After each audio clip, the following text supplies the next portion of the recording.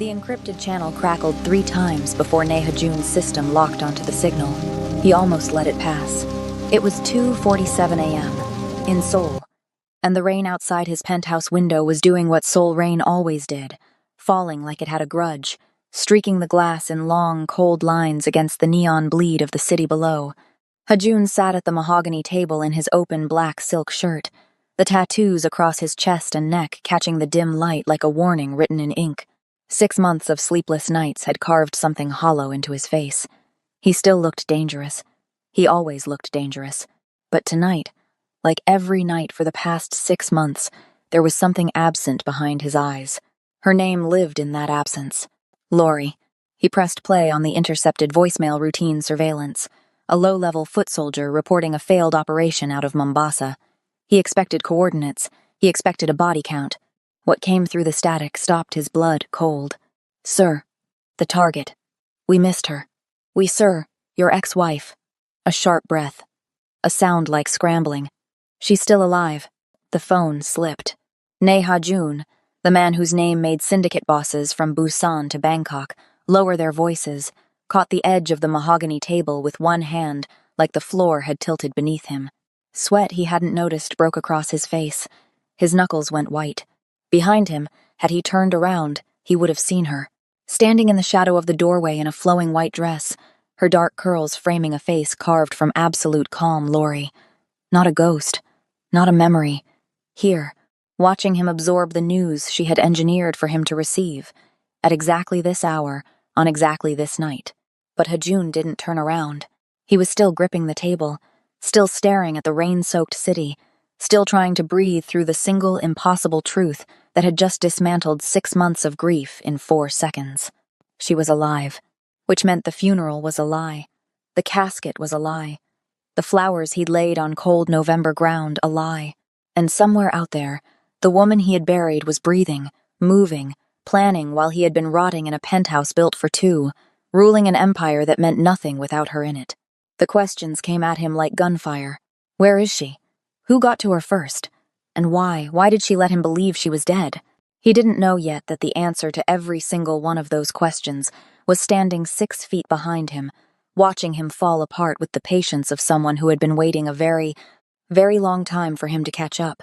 Subscribe to see how this unfolds and comment where you're watching from. I will love to say hello to you, just to know how far our story is going. He didn't sleep.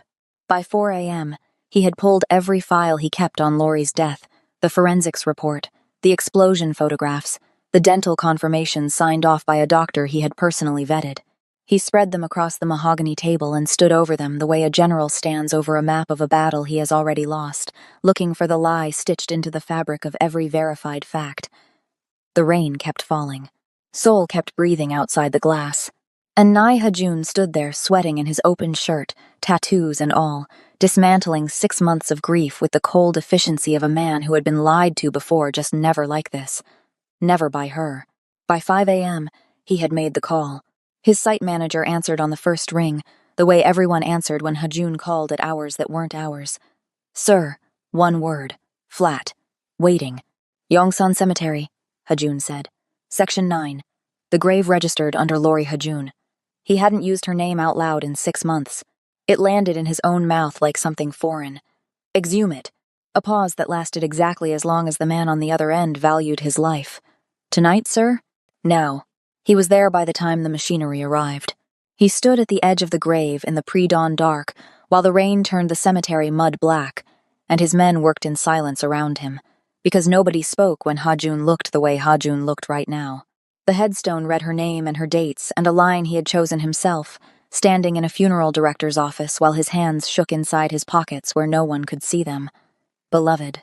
Irreplaceable. He had believed both things completely. He had buried her, and he had kept breathing, and that had been the hardest thing he had ever done in a life full of hard things. The casket cleared the earth at 5:48 a.m. His men cracked it open and stepped back without being told. Sand. Pale, fine, coastal sand, the kind that came from somewhere with a shoreline, somewhere warm, somewhere that was definitively not a Korean winter, packed neatly into a sealed casket beneath a headstone bearing his ex-wife's name. No body, no remains, nothing that had ever been human. The cemetery went very quiet. Hajun crouched down slowly, the way a man moves when his legs have stopped trusting him, and pressed 2 fingers into the sand. It was dry. It smelled faintly of the ocean. He stayed there for a long moment with his fingers in the sand and the rain coming down on the back of his neck, and something happened inside his chest that he would never describe to anyone and would spend a long time trying to understand. It wasn't relief. It wasn't rage. It was something that lived in the territory between the two, a grief that had been valid suddenly revealed as a lie, and a love that had nowhere to land, suddenly finding out it had been floating over solid ground the entire time. He stood up. "Fill it back in," he said. "Tell no one." The grief was gone. What replaced it was worse, and colder, and had a much longer reach. He walked back to the car with sand on his fingertips and a look in his eyes that made his driver find somewhere else to look for the entire ride back. The digital trail started the same day. He didn't find it, which was the first thing that told him it was meant to be found.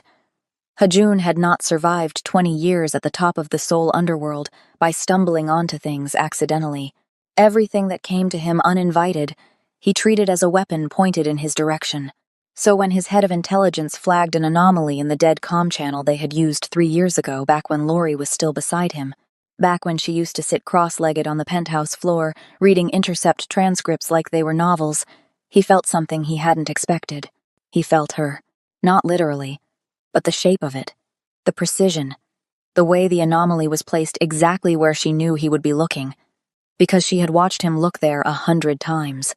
It wasn't sloppy. It wasn't a leak. It was an invitation written in the only language she knew he would recognize.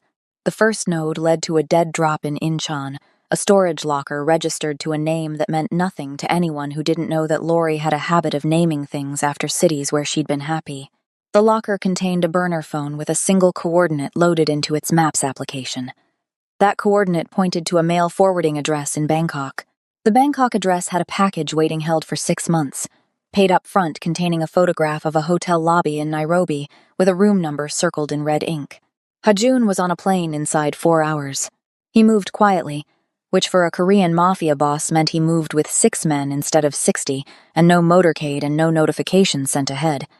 He told himself this was tradecraft. The truth was something less clean. He didn't want witnesses for whatever this was going to be. The hotels, the dead drops, the breadcrumb trail that curved across 4 countries like someone had drawn it with a ruler. It all had the texture of something deeply personal, a message delivered in the exact cadence of the person who sent it. He landed in Nairobi, checked the hotel room in the photograph, and found it empty except for another phone, another coordinate, and a single line typed in the notes application. "You're getting warmer, Hajun. Keep your men close." He read it twice. He almost smiled. Then he read it a 3rd time and caught the second half of what it was telling him, not just, "I'm watching you move through my trail," but "Danger is closer than you think." He texted his team lead to tighten the formation and kept moving.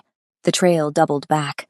It curved through Istanbul, through a dead drop in a market stall selling electronics that nobody was actually buying, through a coded phone call routed through 6 servers to an address in Osaka. He was being walked somewhere specific. He knew it. He followed anyway, because the alternative was standing still, and standing still while Lori was somewhere in the world alive and in danger was a thing his body simply refused to do. He had been moving for 9 days when the ambush hit. It happened in Osaka, in an alley that the coordinate had led him to, in the kind of pre-midnight dark that swallows sound before it can travel. He had 4 men with him. He'd sent 2 ahead to check the approach. He was waiting with the remaining 2 when the first shot took out the light source above them and the alley went black. Professionals. Which meant this wasn't random. He moved on, instinct dropped low, put his back against the wall, heard his men returning fire in the dark while rounds struck the concrete beside his face close enough to feel. He pulled his weapon and fired twice toward the muzzle flash to his left, heard a body drop, kept moving. Hajun had not spent his entire adult life in lethal situations without becoming very good at lethal situations. He was efficient. He was cold. He was bleeding from a graze along his left forearm by the time the alley went quiet, and he stood in the dark counting the bodies his men had dropped. 5 attackers. All dead or incapacitated. He crouched beside the nearest one and turned the body over with his foot, using his phone light to see the face, the jacket, the arms. There, on the inside of the left wrist. The tattoo was small, a detail you'd miss if you didn't know what you were looking for. A crescent above a horizontal line, the mark his syndicate used for internal operatives. A brand his organization applied. His ink, his design, approved 7 years ago by him personally. He stood up very slowly. The man on the ground was one of his. They all were. He checked the others and found the same mark on 2 more. Not a rival syndicate, not an outside contractor. His men, sent to this alley, to this coordinate, with orders to make sure he didn't leave it walking. The questions arrived in sequence, each one colder than the last. Who sent the orders? Who had the authority to mobilize a kill team inside his own ranks without triggering his alert systems? Who had known exactly which trail he was following, the one only he and his intelligence head knew about, and had managed to position a hit team at its endpoint? Only one answer fit all 3 questions, and it was the answer he didn't want. Someone very close to the top. He looked at the crescent tattoo on the dead man's wrist for a long time. Then he made a call not to his intelligence head, not to his second-in-command, not to anyone in his normal chain.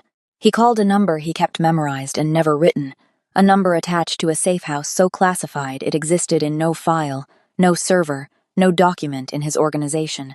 A place known only to him, or so every safeguard he had ever built, was designed to guarantee. He was going to ground. The drive from Osaka to the coast took 2 hours. The boat transfer took another 40 minutes. By the time the safe house appeared through the dark, a structure built into a hillside above a private stretch of water, accessible only by the dock below, Hajun was running on no sleep, one functioning arm, and a level of controlled fury that had burned so hot for so long it had started to feel like something else, something quieter, something that had given up shouting and settled into a low, sustained flame that was going to burn for a very long time. He had stopped bleeding. His jacket was ruined. He climbed the path from the dock with one of his remaining men at his back, the other 2 staying with the boat, and he punched the access code into the safe house panel, a code he had never shared, never written, never spoken aloud, and pushed the door open. The lights were already on. He raised his weapon before the thought had finished forming, stepping inside with his arm up and his body angled behind the doorframe, scanning the room. His man behind him mirrored the position. She was sitting at the table near the window, not a ghost. Not a hallucination, not 6 months of grief manufacturing something to fill the absence. She was real and she was there, in a white dress that had seen better days, her dark curls pulled back, both hands flat on the table in a deliberate show of stillness. Her face was exactly as calm as it had appeared in the shadowed reflection he hadn't been able to trust 3 days ago in his penthouse, the image he'd told himself he'd imagined, the silhouette in the doorway he'd turned around to find empty. She hadn't been a hallucination then either, he realized. She had been there. She had watched him absorb the voicemail. She had left before he turned fully around, because that wasn't the moment she had chosen.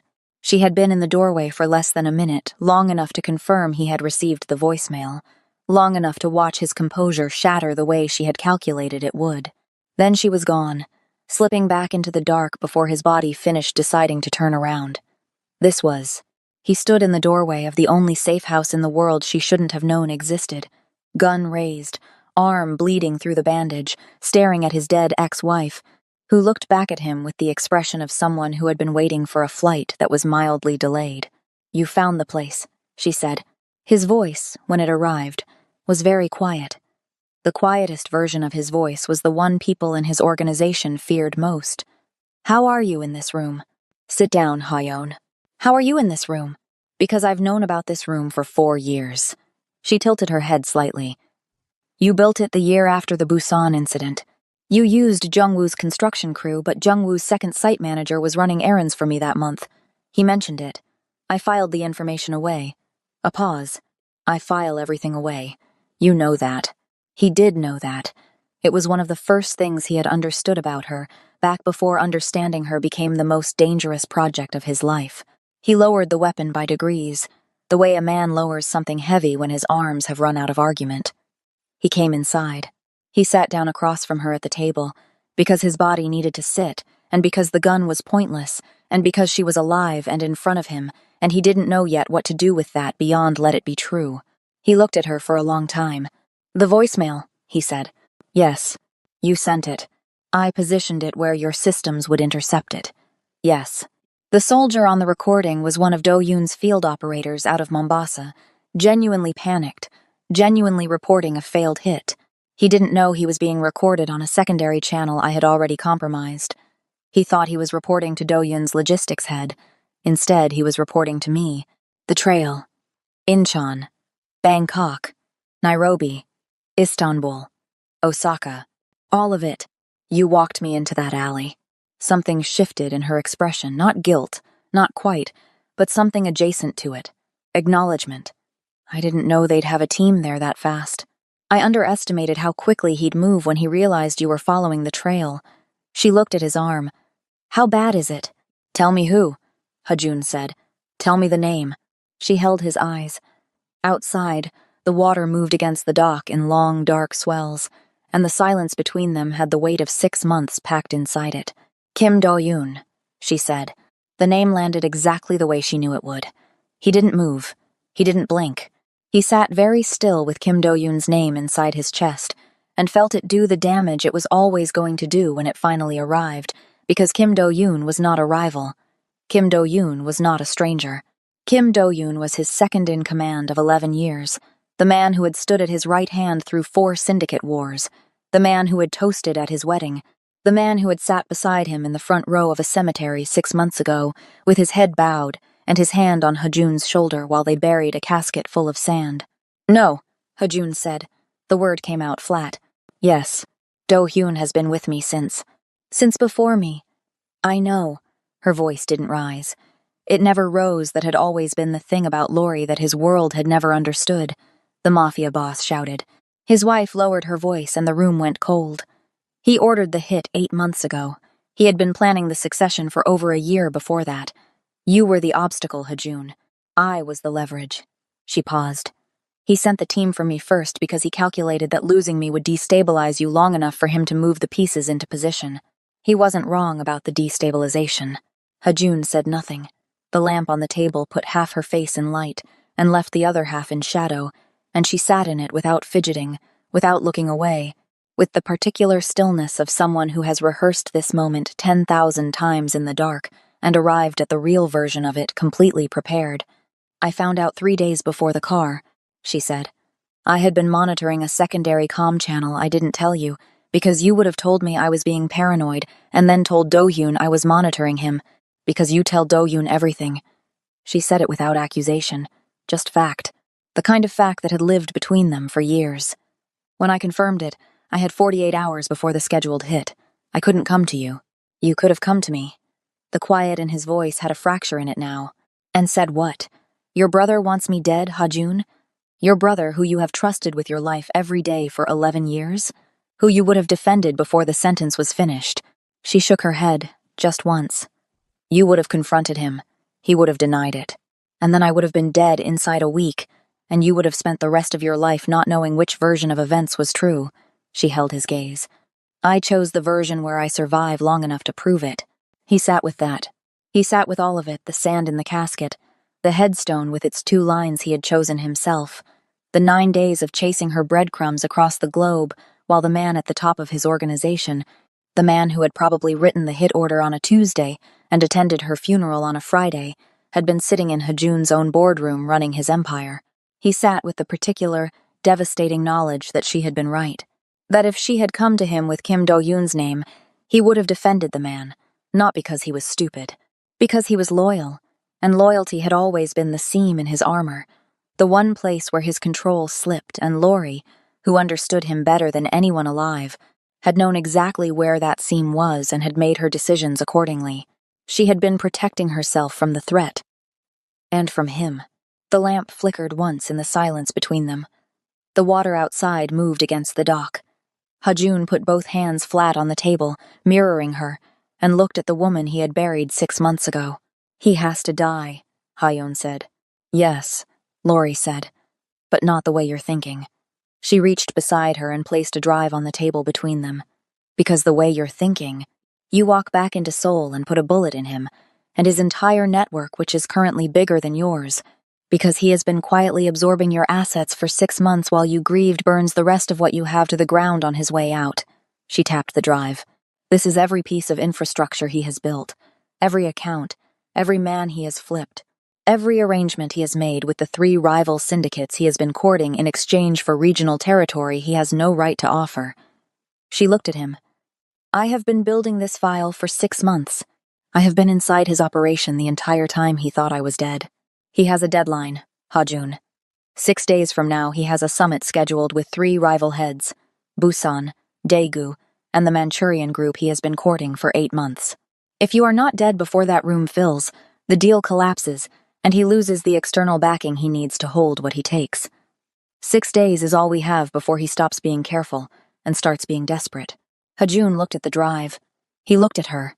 You've been running an intelligence operation, he said, from inside his blind spot. From inside his blind spot, she confirmed, using the fact that dead women don't trigger surveillance protocols. The corner of her mouth moved not quite a smile, but the shape of one. He has been very thorough about hunting me, Ha-jun. He has also been completely wrong about where I was looking from. The lamp put its light across the table between them. Outside, the dark water moved. Ne Ha-jun, who had not trusted anyone completely in 20 years of building an empire on controlled information and managed distance, looked at the woman across from him and felt something shift in the architecture of how he understood power.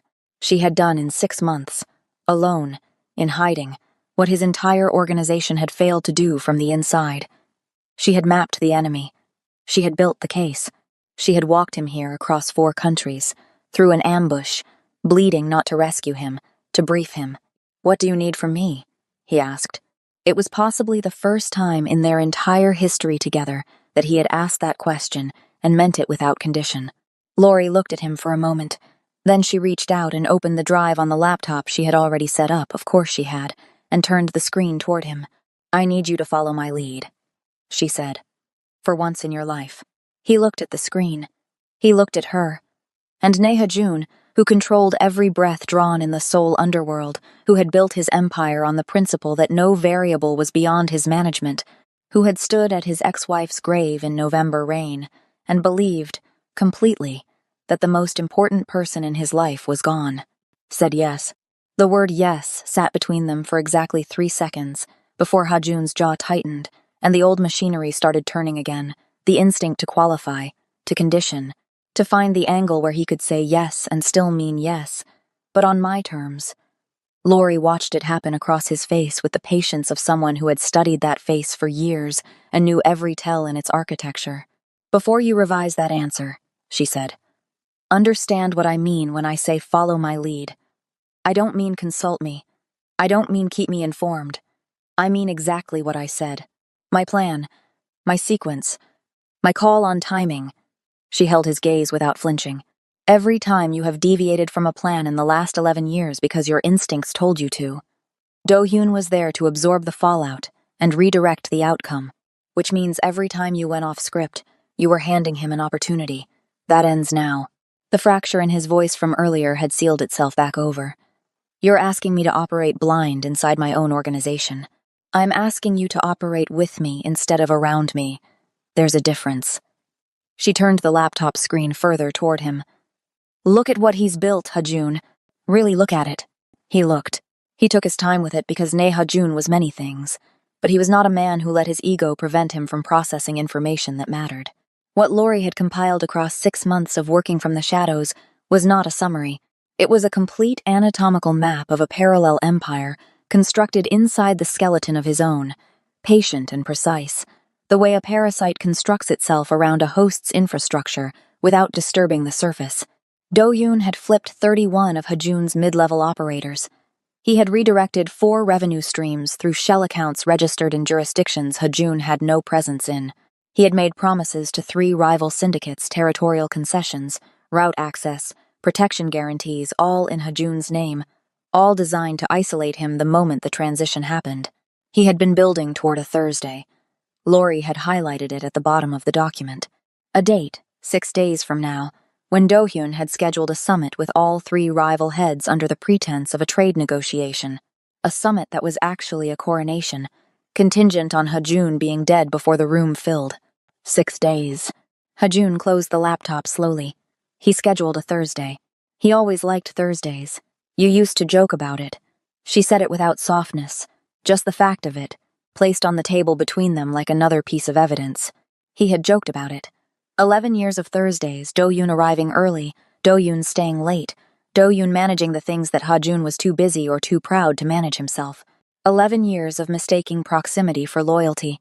Ha-jun pushed the thought down to somewhere he would deal with later, in private, when there was time for the kind of anger that didn't need to be useful. "Tell me the plan," he said. "You're not going to like it. Tell me anyway." She stood up, moved to the window, and looked out at the water for a moment before turning back. In the lamplight, with her white dress and her dark curls and the absolute composure she wore like a second skin, she looked exactly like what the image of her had always implied, not a woman in danger, but a woman who had decided what happened next, and was now informing the relevant parties. "Do-hyun believes I'm dead," she said. "That is the only advantage we have that he cannot account for. The moment he knows I'm alive, he accelerates everything, activates his network, moves the timeline forward, and we lose the 6 days we need to dismantle him properly." She paused. "So, I'm going to let him find out I'm alive. On my schedule. In a location I choose. In circumstances that make him believe he has the upper hand." The silence that followed was the specific silence of Ha-jun understanding exactly what she was proposing, and his entire body rejecting it before his mind had finished processing it. "No," he said. "Yes. You are not using yourself as... I am the only asset we have that he hasn't mapped," she said, and her voice was calm and final, and cut directly through his objection the way it always had, not by raising itself, but by becoming more precise. "Every man you trust, Do-yoon has either flipped or is monitoring.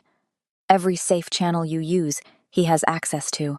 I am the one variable he cannot see coming because he watched them lower a casket with my name on it into the ground." She looked at him steadily. "I am the trap, Ha-jun. I have been the trap since the day I walked away from that car." He stood up. He moved to the window and stood beside her and looked at the water and felt the old instinct rise in him like a physical force, the need to put her somewhere safe, somewhere controlled, somewhere he could guarantee her continued existence with his own hands. It was the instinct that had defined their entire marriage, the instinct that had built a cage around her so gradually and so completely that she had needed to die to escape it. He knew that. He had known it, on some level, standing at the empty casket.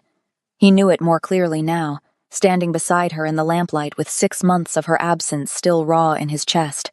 He turned to face her. "If anything goes wrong," he started. "If anything goes wrong, I will handle it," she said. "That is what I have been doing for 6 months without you." She held his eyes. "Trust me the way you trusted him. That's all I'm asking. Just that much. Just that much." The simplest ask. The one that had always been the furthest thing from simple for a man, built the way he was built. He breathed out slowly. "Tell me the rest of the plan," he said. She did. It took 3 days to set the stage. Lori worked with a precision that Ha-jun watched with the particular feeling of a man who has spent years believing he was the most capable person in any room, confronting evidence to the contrary. She didn't ask for his resources, she had her own, built quietly over 6 months, from assets Do-yoon hadn't thought to freeze because he hadn't known they existed. A small network of people who owed her specifically, not the organization, a communications infrastructure she had constructed herself, offline, untouchable. She knew things about Do-hyun's operation that weren't in the files she'd shown Ha-jun, details she fed him in pieces as they became relevant, and each piece landed with the same cold weight as the last. Ha-jun contributed what she asked for and nothing more. It was the hardest thing he had done in recent memory, which told him something about himself that he filed away without examining too closely. On the 3rd day, Lori made a call. She used a channel she knew Do-yoon monitored, a secondary frequency, registered to a logistics company that was technically Ha-jun's, but had been quietly absorbed into Do-yoon's surveillance net 8 months ago. She used a voice modulator for the first 40 seconds, enough to catch the intercept protocols, and then dropped it. Let her own voice come through clean.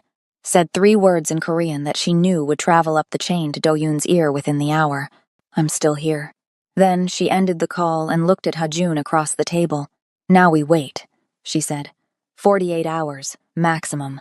He'll want confirmation before he moves. He'll send scouts first, then a team.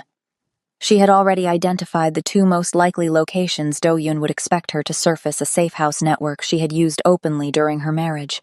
Places Do-yoon knew about. Places that would feel like a woman running out of options. She had seeded both of them with enough convincing detail to direct his scouts toward the one she had chosen. When his team confirms the location, he'll come himself. He won't delegate this. He's been waiting 6 months for the chance to finish what he started, and he's too careful to trust it to anyone else. He'll bring numbers, Hajun said. He'll bring enough to feel certain. She met his eyes. Not enough to survive what I've set up there. He believed her. That was the part that was new, not the information, but the believing. He had spent 11 years believing Do-hyun and managing Lori, and the inversion of it sat in his chest like a structural adjustment, something settling into a shape it should have found a long time ago. Do-hyun's scouts confirmed the location in 31 hours. The shipping yard sat on the industrial waterfront south of Seoul, decommissioned 3 years ago, its cranes standing dark against a sky that had been promising rain all day, and finally delivered it just after midnight.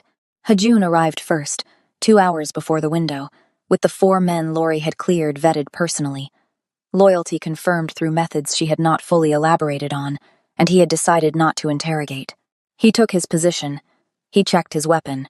He waited in the rain with water running down the back of his neck, and the particular cold focus of a man who has been in enough dangerous situations to stop feeling the fear and start feeling only the clarity. Lori was already in position. He didn't know exactly where. She had declined to tell him, on the grounds that the less he knew, the less his body language would betray if Do-hyun's men arrived early and read him before the moment. He had argued.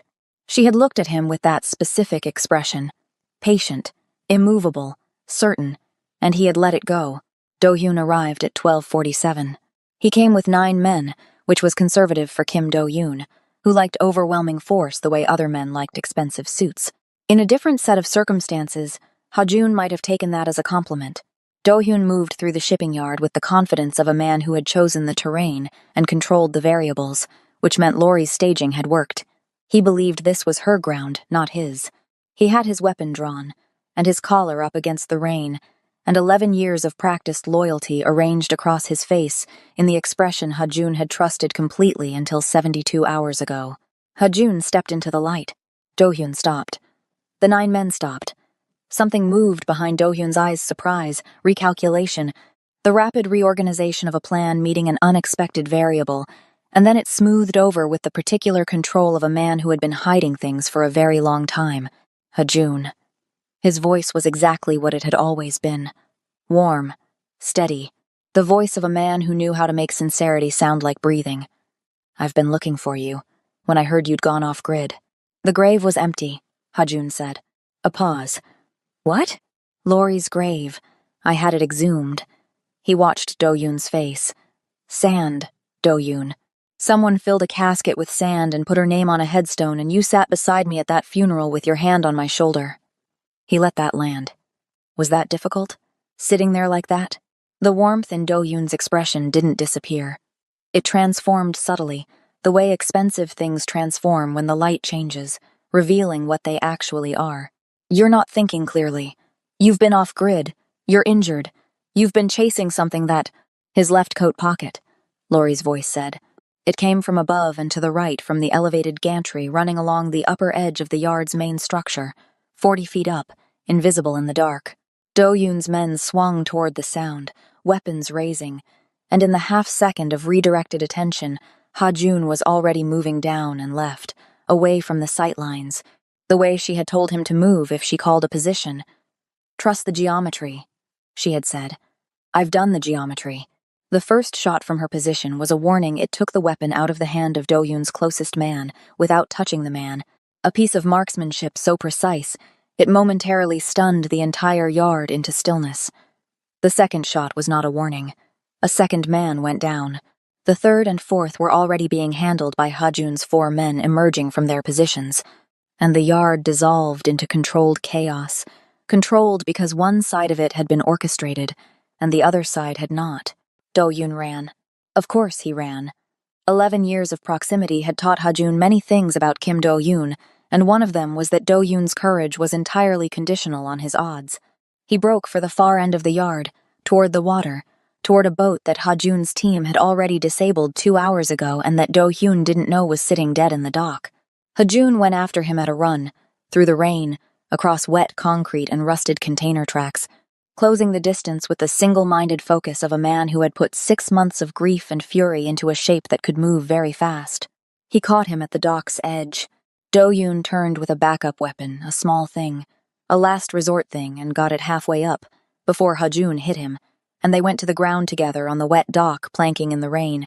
The impact sent a white bolt of pain up his left arm, where the graze had never fully closed, and he used it, let it sharpen everything, let it burn away whatever was left of 11 years of misplaced loyalty. 11 years of brotherhood reduced to the raw mechanics of 2 men trying to survive the same moment. Ha-jun was bleeding again from the arm. He didn't notice. He had Do-hyun's wrist locked, and the weapon pointed away, and Do-hyun was still talking, still using that voice, still constructing a sentence about loyalty and misunderstanding, and Ha-jun, listen to me, when a red laser point appeared on Do-hyun's chest from 40 feet up and to the right. Everything stopped. Do-hyun looked down at the point of red light on his sternum. He looked up at Ha-jun. Call her off, he said. No, Ha-jun said.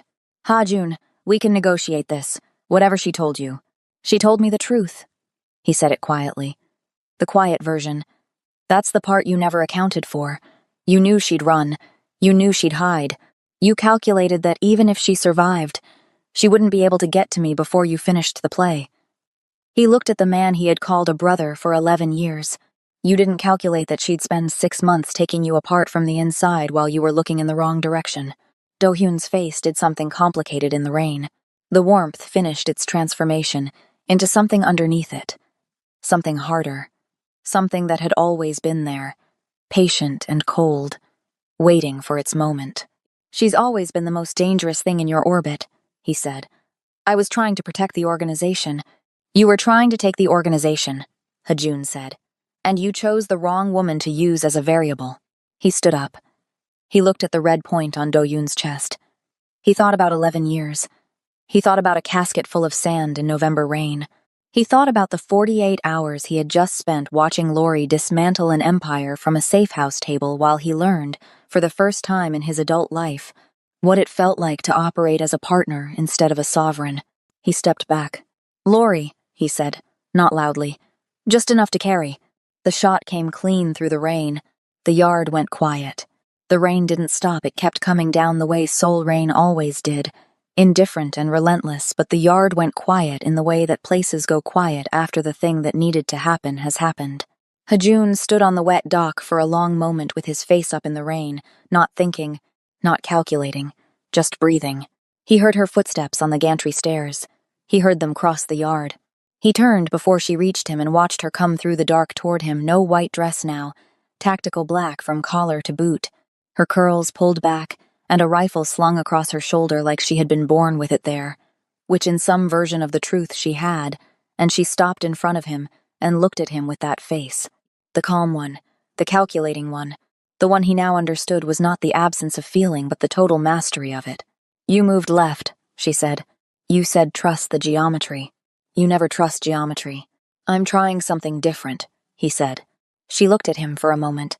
Then she looked at Do-hyun on the dock behind him, and something moved briefly through her expression, not grief, not satisfaction, something more complicated and more honest than either. She had spent 6 months living in the shadow of this man's decision to have her killed. Whatever she felt about his ending was hers, and he didn't ask. Your men are securing the yard, she said. I'll need 40 minutes to pull the financial access before his accounts auto-lock. His network heads will get the news through their channels before dawn. We have a narrow window to contact the ones who can be flipped back before they decide to run. I know, Ha-jun said. We can do that together. She looked at him again, differently this time. Together, she said, as though testing the word's weight. You said half, he said. Back at the safe house, you said you needed me to follow your lead. He held her gaze in the rain. I'm extending that arrangement, permanently. Half the empire, half the decisions, half the table. He paused. I should have given you that a long time ago, and I didn't, and you had to die to make the point. I would like to not repeat the experience. The corner of her mouth moved. The not quite smile. The one he had spent 6 months grieving and was now standing 3 feet from in the rain. "There are conditions," she said. "Name them." "I run my own intelligence network, separate from yours. You don't have access to my sources, my methods, or my channels. Not because I don't trust you, but because the separation makes us both stronger, and you need to understand that operationally." "Agreed. Any decision that affects the full organization requires both signatures. Not consultation, not notification. Both signatures." "Agreed. And if you ever make a unilateral decision about my safety, my location, or my operational role without discussing it with me first, I will disappear again. And next time I won't leave breadcrumbs." He was quiet for a moment. The rain came down between them. "Agreed," he said. "All of it." She studied him the way she studied everything completely, without rush, with the particular attention of someone who had learned never to take information at face value. Then she shifted the rifle on her shoulder, looked past him at the dock, at the yard, at the cranes standing dark against the Seoul sky. "We have a network to reclaim," she said. "And 40 minutes before the accounts lock." She moved past him, already reaching for her phone, already 3 steps into the next sequence of a plan that she had been running longer than he had known to look for it. He fell into step beside her, not behind her, directing, not in front of her, leading, beside her, matching her pace across the wet concrete in the rain. 2 people moving through the same dark toward the same objective with the same authority. The empire that rose from that shipping yard was built differently from the one that had preceded it. Different in the ways that are invisible from the outside, the same name, the same reach, the same reputation that made syndicate bosses from Busan to Bangkok lower their voices. But inside the structure, in the room where decisions were made, there were 2 chairs at the head of the table now, and both of them were occupied. Ne-ha-jun had spent 20 years building an empire on the principle that control was the only currency that didn't lose value.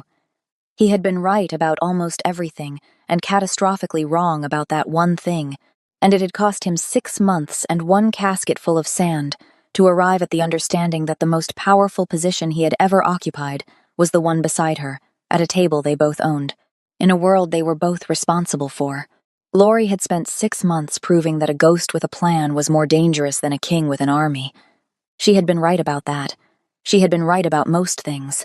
She had built her case and walked her trail and positioned her trap and waited in a safe house for a man who had needed to follow her breadcrumbs across 4 countries and through an ambush before he was ready to hear the truth. He had been worth the wait. Barely, but worth it. She didn't tell him that. She didn't need to. She handed him a phone with a list of the first 12 network heads to contact before dawn, took out her own phone with the second list, and started making calls. So did he. The rain kept falling, Seoul kept breathing, and somewhere below, a penthouse built for 2, in the dark infrastructure of a city that had no idea who was really running it, an empire that had nearly destroyed itself from the inside, quietly, efficiently, and without ceremony, became something entirely new. Something that had 2 names on the door, and no single pair of hands on the controls, and no variable, no lieutenant, no rival, no ambush in an Osaka alley that could take it apart again. Not now. Not with both of them watching. Can Ha-jun and Lori hold an empire together when the ghosts of Do-yoon's network are still crawling out of the dark? And what other secrets did his most trusted brother take to that dock that he never got to confess? Subscribe and turn on notifications right now, because this story is only getting colder and more dangerous from here. Drop a comment. Do you think Lori will ever fully trust a man who once controlled her so completely he drove her to fake her own death? Like this if you are hooked on this neo-noir romance between a mafia boss who lost everything and the brilliant ghost of a woman who took his empire apart from the inside and handed it back on her own terms. The next chapter drops soon, and trust me, you are not ready for what is still buried in the 6 months Lori spent in the shadows. See you in the next one. If the boss and his ghost can keep the new syndicate alive long enough to enjoy it.